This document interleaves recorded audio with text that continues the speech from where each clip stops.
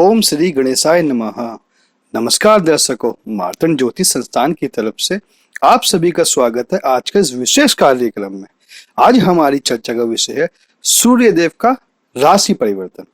सूर्यदेव का गोचर मिथुन राशि में 15 जून 2021 को सुबह 5:49 पर मिथुन राशि में होगा और यह इस स्थिति में 16 जुलाई 2021 शाम 4:41 तक रहेंगे और उसके बाद यह कर्क राशि में प्रवेश कर जाएंगे। सूर्यदेव का मिथुन राशि में गोचर नए लोगों से मिलना, नए विचार को जानना और नई चीजों को सीखने के लिए मजेदार समय रहता है। वैदिक ज्योतिष में सूर्य को आत्मा कारक ग्रह माना जाता है। यह नाम और प्रसिद्धि का भी मुख्य ग्रह माना जाता है। वायु तत्व की मिथुन राशि में सूर्य का गोचर कई परिवर्तन लेकर आता है। मिथुन राशि में सूर्य के इस गोचर के दौरान वर्षा ऋतु का प्रारंभ होता है। इस दौरान अपने स्वास्थ्य का ध्यान रखना बहुत जरूरी होता है क्योंकि वायरल संक्रमण इस दौरान तेजी से फैलता है। दुनिया की अर्थव्यवस्था में भी उतार चढ़ाव देखा जाता है। इस गोचर से कुछ मामलों में संचार प्रभावित हो सकता है। मिथुन राशि में सूर्य का गोचर नेटवर्क को बढ़ाने के लिए, अपने लेखन को उत्कृष्टता देने का, छोटी यात्रा पर जाना और मीडिया और संचार के लिए अच्छा माना जाता है। आइए जानते हैं सभी 12 राशियों पर इस गोचर का क्या प्रभाव पड़ेगा। मेष राशि, आपके पंचम भाव के स्वामी ग्रह सूर्य का गोचर आपके तृतीय भाव में होगा। यह भाव छोटी यात्रा, छोटे भाई बहन और संचार का कारक भाव माना जाता है। मिथुन राशि में सूर्य का गोचर संतान पक्ष को लेकर आपके मन में कुछ संशय पैदा कर सकता है। हालांकि निजी जीवन में आप खुश रहेंगे। इस राशि के जो जातक कारोबार करते हैं या सेल्स क्षेत्र में जुड़े हैं, उन्हें छोटी दूरी की यात्राएं करने पड़ सकती है और इससे उन्हें लाभ मिलने की भी संभावना है। बच्चों की शिक्षा को लेकर आप चिंतित रहेंगे। आप अपने रचनात्मक पक्ष को इस दौरान खोज सकते हैं। इस राशि के जो जातक मीडिया, मार्केटिंग, पत्रकारिता आदि क्षेत्र से जुड़े हैं, उन्हें लाभ मिलने की पूरी संभावना है। आपकी प्रशासनिक और नेतृत्व करने की क्षमता में भी इस दौरान सुधार होगा। जो जातक खेल कूद क्षेत्र से जुड़े हैं, उन्हें अपना टैलेंट दिखाने का मौका मिल सकता है। पिता के साथ आपके संबंध में भी निखार आएगा। उपाय, रोजाना सूर्य नमस्कार करना आपके लिए फायदेमंद साबित होगा। वृषभ राशि, आपके चतुर्थ भाव का स्वामी ग्रह सूर्य आपके द्वितीय भाव में गोचर करेंगे। द्वितीय भाव आपकी आर्थिक स्थिति और कुटुंब के बारे में जानकारी देता है। इस गोचर के दौरान घर के नवीनीकरण में आपका पैसा खर्च हो सकता है। इस समय आप प्रॉपर्टी या अचल संपत्ति में निवेश करना चाहेंगे। आर्थिक लाभ होने की पूरी संभावना है। सूर्य के गोचर के दौरान आप अपने प्रिय लोगों और घर वालों के साथ समय बिताना पसंद करेंगे। सूर्य के गोचर के कारण आपकी वाणी में कठोरता देखी जा सकती है और आप अपने फैसलों को जबरन दूसरों पर आरोपित कर सकते हैं। आपको सलाह दी जाती है कि ऐसा कतई न करें। इस राशि के जो जातक नौकरी पेशे में है, उन्हें उच्च अधिकारियों से सम्मान और सहयोग प्राप्त हो सकता है। जो लोग कारोबार करते हैं, वह किसी समझौते या डील से अच्छा मुनाफा कमा सकते हैं। आपके स्वास्थ्य पर नजर डाली जाए तो चेहरे और आंखों से संबंधित परेशानियां से बचकर आपको रहना होगा। खुद को वायरल संक्रमण से बचाने के लिए स्वच्छता का विशेष ध्यान दें। उपाय, भगवान सूर्य की उपासना करें। मिथुन राशि, सूर्य आपके तृतीय भाव का स्वामी है और वर्तमान में यह आपकी ही राशि में यानी आपके लगन भाव में गोचर करेंगे। प्रथम भाव को आत्मा और आपका व्यक्तित्व का कारक माना जाता है। इस गोचर के दौरान आप बुद्धिमानी से अपने कार्य को आगे बढ़ाने की कोशिश करेंगे। इस दौरान आप अपने दोस्तों या यात्राओं पर पैसा खर्च कर सकते हैं। जहां तक आपके पेशेवर जीवन की बात की जाए तो इस समय आप काम की अधिकता देख सकते हैं और आपको कार्य क्षेत्र में जरूरी जिम्मेदारियां भी दी जा सकती हैं। इस राशि के कारोबारियों के लिए यह गोचर अनुकूल रहेगा। आपके स्वास्थ्य जीवन पर नजर डाली जाए तो यह समय आपके लिए अच्छा रहेगा। आपकी रोग प्रतिरोधक क्षमता मजबूत होगी।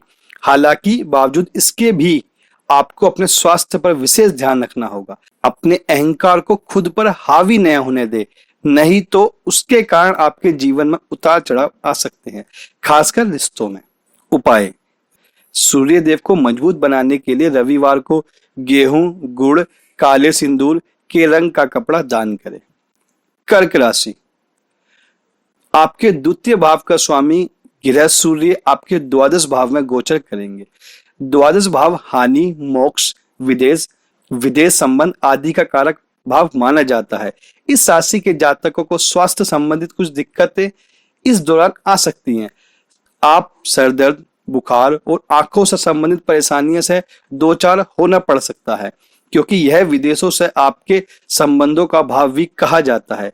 इसलिए आपको विदेशी संबंधों से इस दौरान लाभ होने की संभावना नजर आ रही है।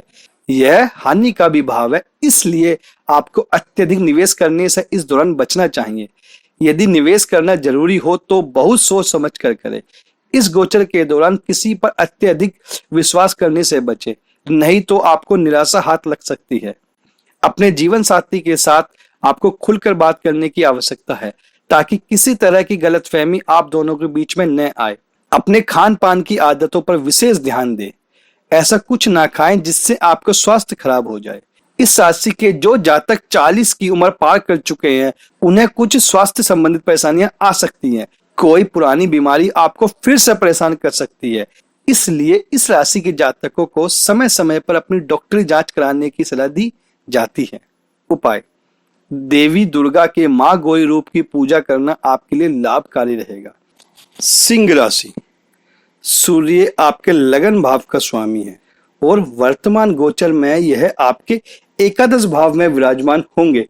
एकादश भाव लाभ, इच्छाओं और बड़े भाई बहनों से आपके संबंधों का कारक भाव माना जाता है।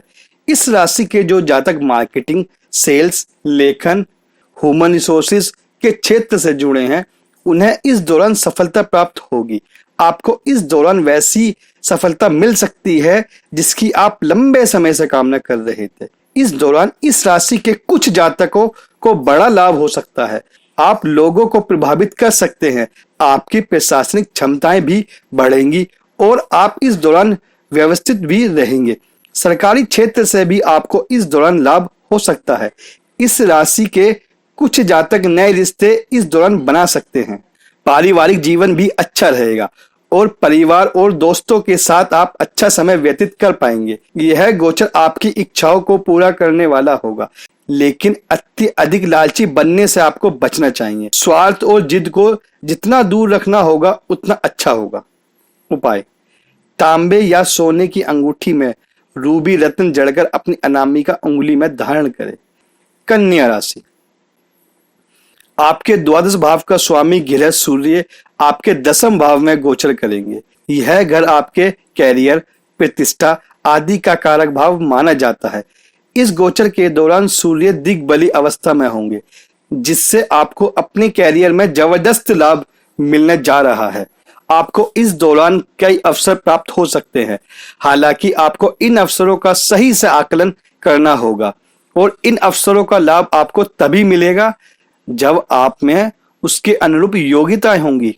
इस राशि के कारोबारी इस दौरान खूब लाभ कमाएंगे और साथ ही इनको समाज में ख्याति प्राप्त होगी। जो लोग अभी तक बेरोजगार हैं, उन्हें इस गोचर के दौरान रोजगार मिल सकता है। सूर्य को पिता का कारक ग्रह माना जाता है, इसलिए अपने पिता से आपको पूरा सहयोग प्राप्त होगा। इस समय आपको वायरल इन्फेक्शन से बचकर रहने की सलाह दी जाती है। निजी जीवन में कुछ दिक्कतें आपको परेशान कर सकती है और आप असहज महसूस कर सकते हैं। नकारात्मकता को दूर करने के लिए आपको सुबह और शाम के समय सैर करना चाहिए। उपाय, मंदिरों में या गरीब लोगों में रविवार को गुड़ का दान करना लाभदायक सिद्ध होगा। तुला राशि, आपके एकादश भाव का स्वामी सूर्य धर्म, पिता, आध्यात्म, यात्राओं और भाग्य के नवम भाव में गोचर करेंगे। इस गोचर के दौरान आप अपने पिता या पिता तुल्य लोगों के साथ नोकझोंक कर सकते हैं। यह नोकझोंक अहम के टकराव के कारण होगी। नवम भाव में सूर्य का गोचर आपके भाग्य के लिए बहुत अच्छा नहीं कहा जा सकता। इस दौरान आपको भाग्य का बहुत अधिक साथ नहीं मिलेगा और खुद को स्थापित करने के लिए आपको अच्छे अवसर भी प्राप्त नहीं होंगे। अपने लक्ष्य को प्राप्त करने के लिए आपको जी तोड़ मेहनत करने की सलाह दी जाती है। आमदनी धीरे धीरे लेकिन निरंतर गति से आता रहेगा। इस दौरान कोई भी फैसला लेने से पहले सोच विचार अवश्य करें। इस दौरान इस राशि के जातकों को कोई बड़ी स्वास्थ्य समस्या नहीं होगी।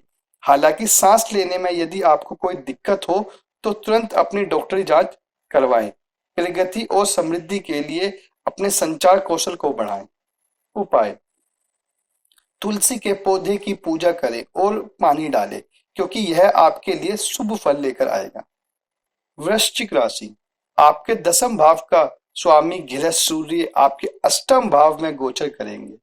8वें भाव को जीवन में आने वाले परिवर्तन और अचानक होने वाले लाभ हानि का कारक भाव माना जाता है। इस दौरान वृश्चिक राशि के लोगों को कार्य क्षेत्र में उतार चढ़ाव का सामना करना पड़ सकता है और आप कई चिंताओं से परेशान हो सकते हैं।